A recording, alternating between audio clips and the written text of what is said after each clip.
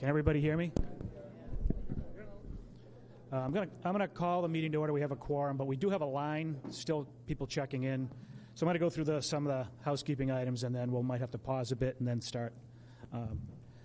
So we only have one article tonight, so we don't have to worry about going down the order of 40 that we'll have next May or this May. I'd like to let you know that the tellers, if we need them, are going to be Ann Buckley, Carla Christensen, Rebecca Jones, and Vicky Cataldo. I'd like to make an announcement that the warrant for this was posted correctly. I verified that it was posted correctly, so that's out of the way. Could we also stand for the Pledge of Allegiance?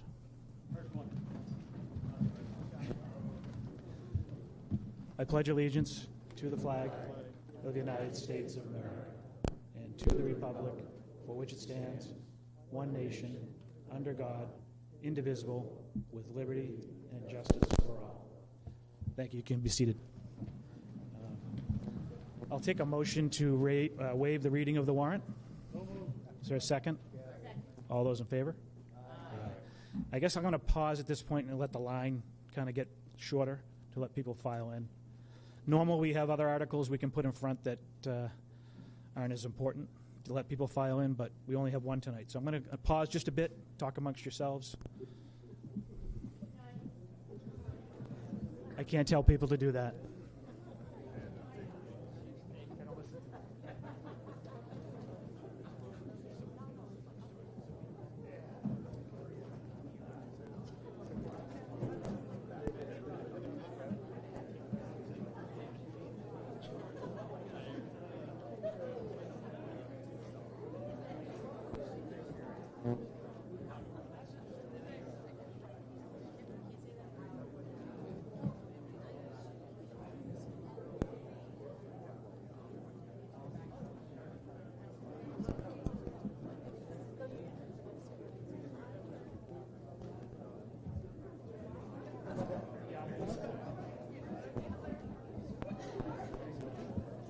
Another announcement: if you are a registered voter and want to vote and don't have a blue card, you've got to go get a blue card out front.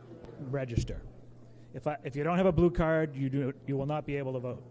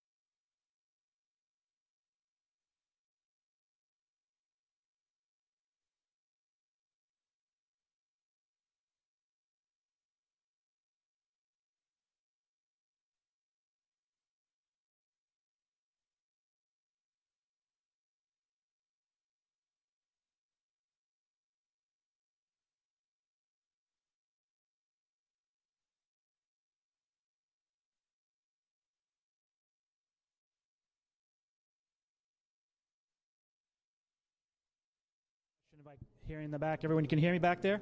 Awesome. Excellent. I think we're going to start, and where there's only one article, I'm going to have, I believe Ruth is going to make the motion. If you're going to get up and speak to an article, please get to a microphone or near a microphone if you intend to speak. So once the discussion starts, if you're going to speak to the article, please, you can line up at the mic, and then we can proceed through it that way. But Ruth, I guess you're up.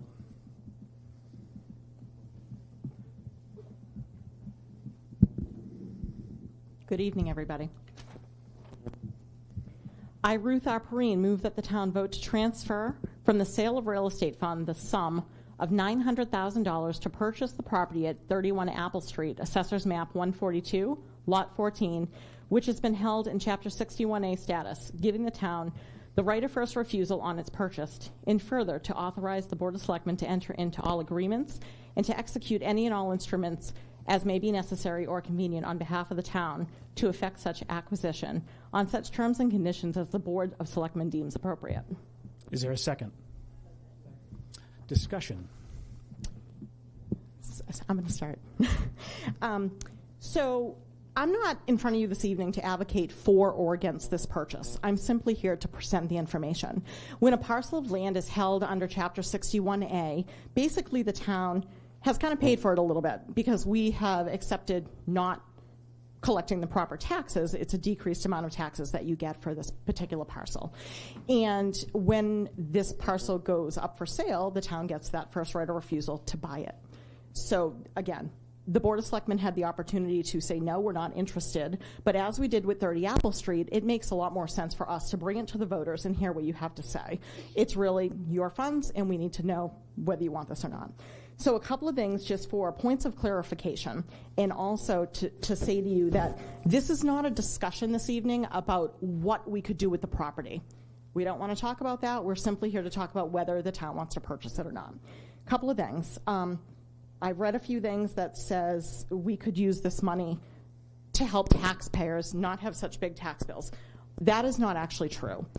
The money that's in this particular account that we're talking about could be used for anything that can be bonded. So think big projects, a one-time capital expense. That's what this money can be used for. The second piece that I just want to comment on is about land ownership. I've heard a couple of people say, the town doesn't want to be landowners. We don't want to be in that business. That's fine. I understand that. But just keep in mind that we do own land. We own Chebaco Terrace. We own 11 John Wythe Ave, the Town Hall, Shepherd Memorial, Centennial Grove. And we own Canomo Point. And prior to my seat on the select board, we had some really smart, unbelievable individuals that negotiated for those leases on Canomo Point. And in 2022, we collected $514,000 in lease income from that. So we actually do a pretty good job of that.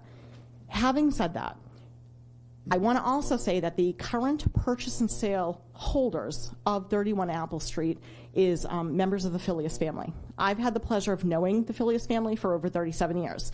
They are trustworthy, honest, hardworking, wonderful people. And should the town choose not to buy this land this evening, we are very fortunate that we have honest brokers that are going to do exactly what they say. They've said they're going to renovate the beautiful old house at the street. They're going to build one or potentially two other houses, and they're going to make it lovely. I believe everything that I've just said this evening, and now I leave it to you, the voters, to come comment. Further discussion? I'd like to, Tina Lane, Lanes Road, 21 Lanes Road. I'd like to move that the article be a secret ballot. It's probably more appropriate to wait till we're ready to vote after the discussion. Okay. When I call for a vote, then that would be a good time. Any further discussion? Why not? Stan Hilton, 25 John Wise Ave. I know you didn't want to bring up what this might be used for, but not knowing, I'm going to vote it down and would expect everybody here to do the same. Annie? Hi, I have a list of questions, Jeff. Annie Cameron, Pickering Street.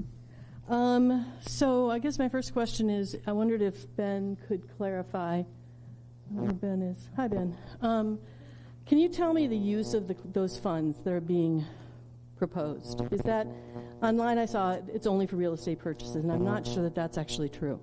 So I wondered if you could clarify that. if you could, strategic plan doesn't have the purchase of land on it. Do you want to have them answer? I think they're both one at a time. Is that what you want me to do? Well, it might be easier if you have 6 than that. Fine with me. I can't remember, so. Okay, let's do that. So someone want to answer that question that knows what the money can, please.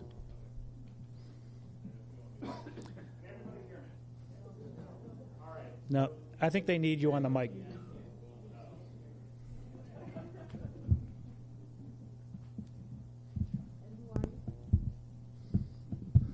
Ben Buttrick, I chair the Essex Finance Committee, 81B Choate Street.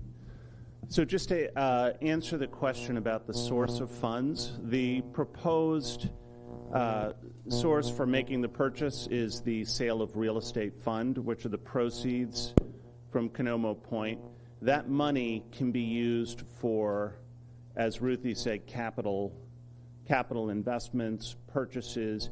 It can be used for real estate acquisition. It can't be used for operating purposes, so just the ongoing operation of the town. Is that helpful? Yeah, but stay here. Please, Ben, please stay right here. Please stay with me, Ben. So we know that we can use it for equipment or whatever, capital, physical things. I guess my question is, how much do we have in the fund? And then if you tie up another $1 million in a real estate purchase, what does that do to funding other capital items that are already on our list? And then if we purchase it without a plan, and then there's a conflict about what to do with it at some point, somebody wants to put it in conservation, someone wants to develop it, you've got this money that's tied up in a piece of land. And I just wonder about the liquidity of that. And then I guess my final thing is affordable housing. I'm a proponent of affordable housing, but I just don't know if that's the right spot. It's a one-lane road, there's no public transportation. But if you could talk a little bit about how much money we have in that account, and then what happens if it's tied up. Thanks, friend. Actually, I'm gonna invite Jeff Soulard, the town accountant, to come up here because I asked him that exact question today in terms of what the balance is. So, Jeff Soulard, 87 Martin Street. So right now we have $2.245 million in that account after buying the other Apple Street property. Spending $900,000 here would bring that amount down to just over $1.3 million. And just to give you a sense, those funds right now are sitting in an interest-bearing account. They're earning just under 4% interest. Year to date, we've earned about $82,000 in this account. And that income actually rolls right into the general fund to be used against other expenses. It's a fine line between close and feedback. So, the idea is, if you use this money, it is gone, and it's not available to be used on other capital projects. It could be used, even for things like the water infrastructure, if we determine that we're willing to use general funds to help supplement the cost for that. But I think, your point is this money best utilized on this particular purchase? Is it a piece of land that will, has enough use that we could recoup, our investment on it? My understanding is you could, sell off the existing house and maybe another lot or two on this property. So we hear people say a lot,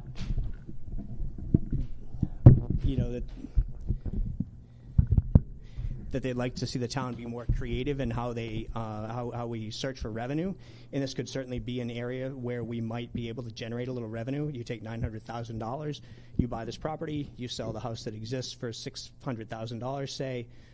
You then bifurcate the property into another lot or two and sell those for $400,000 a piece, and you've suddenly now made $1.4 million. You've made $500,000 worth of profit on your $900,000 investment. That being said, you have to look at whether we want to be in the real estate development business or not. Personally, I would not advocate for it, but it is a way to be creative in how we generate more revenue in town. I hope that gives you a little understanding of the fund and what it's earning and things like that. I don't think I really have much to add to that. I would just point out that we have been using these funds for various purposes to offset burden to all of us as taxpayers. So we've used those funds for renovation of town hall. We've used those funds as a source for some of the public safety building.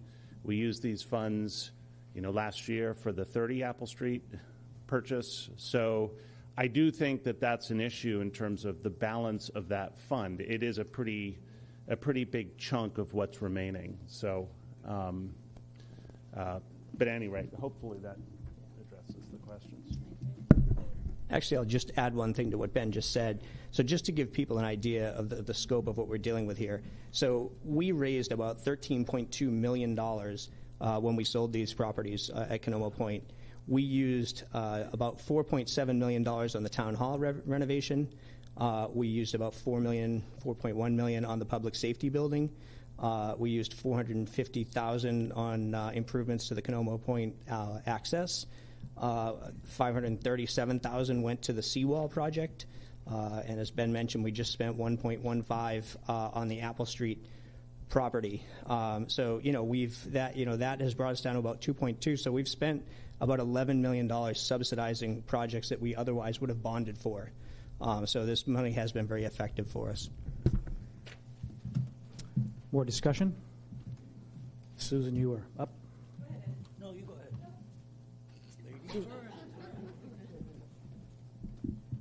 Hi, everybody. I'm sorry that my back is to you.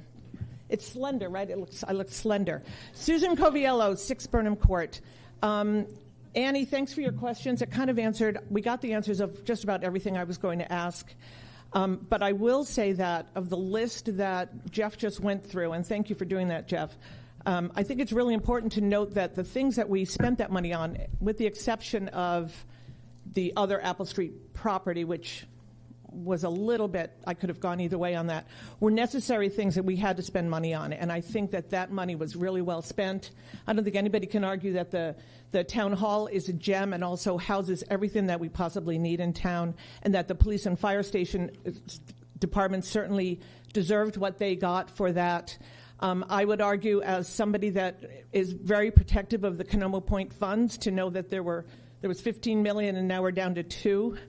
I'm starting to tie my purse strings really tightly, and I know that if we ever needed or wanted to do future improvements at Canomo Point and that money was gone, it would be very difficult to get that money, I think, to raise that money through taxes, through town taxes. So I would urge you to vote no on this. I think there's better ways, more thoughtful ways of spending down, or maybe not spending at all, the remaining $2.2 million that is in that fund. Thank you. I also am going to vote against this. Name? Edward Neal, 15 Western Ave. I was really in favor of acquiring the 30 Apple Street property, and the reason behind that mostly was that we needed another access from our vital DPW area. And so we've got that property, I understand, is in agreement now. And so we still have work to do there. It would be not make sense to get the property and then not build the road out to Apple Street so that we could then spend some more capital funds and repair the bridge that we live in fear of that goes to the transfer station. So I don't believe we're in a position where we can afford $900,000 to $1 million that we don't know what we want to really use the property for. I think money spent should be spent for a good reason, and given the amount of capital funds that we have left, I think we've got some important work to do that we know what it is and we need to do. I'd say save the money and spend it on those things. Thank you. Further discussion? I just have a question. Could someone please explain the 61A? Apparently, they didn't, where they paid lower taxes. So, if someone buys this, is there any benefit to the town? Are we going to get any of the taxes back? And if you could describe that process, Jeff, I think you can appreciate it. probably maybe handle So when property is in Chapter 61A, they pay little or no taxes on that property from the time it enters until the time they sell. What the town gets is a 5-year look back. So we would recoup, in this case, somewhere between $20,000 and $25,000 if someone else buys the property. Through a quirk in the state law, if we buy the property for the same exact amount, we lose the back taxes. So it's actually a $25,000 loss of revenue to us, yet we buy it at the same price. But that is the amount, it would be $20,000 to $25,000. Richard Cairns, 35 Martin Street. On that same issue, I'm a longtime assessor in the town. On that same issue, not only would we lose the revenue from the taxes that need to be compensated to the town for 61A, but also going forward, it would be a revenue loser for us too. There's a speculation of what we might do with it to maximize it as an investment, which Jeff mentioned, but I think once that gets to the point of discussion, that's all up in the air. But what we would be losing in the meantime is the value of the property and increased value of the property if it's developed. So right now it's 9 acres, I think. One is normally taxed or assessed as we would with a house and an acre of land. The 8 acres, though, is minimally taxed minimally assessed because of 61A. Once it comes out of 61A, if it's subdivided, each lot becomes $400,000 or $500,000 plus the value of the house that's placed on it. So you're eliminating that possibility and that future revenue. I don't think there's anybody here who is not concerned about their taxes, and the more people we have contributing to the pool, the lower your tax is going to be. Now, might only be 6 or 7 cents, I'm saying, from this property, but everything helps at this point. Thanks. Further discussion? Last call. Okay. Tina, I'll take your I'll take Tina's motion. Is there a second to the motion of a secret ballot? What this requires is 20% of the people here to stand up or hold up their cards. I need 20% to have a secret ballot. If I don't get that, then we'll just do the normal card count. So all those in favor of a secret ballot, please raise your blue card.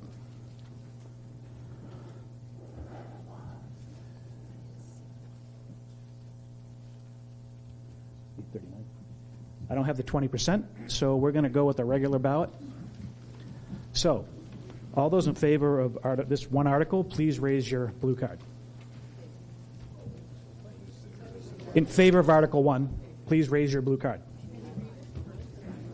It's to buy Apple Street. All those opposed? The motion does not pass.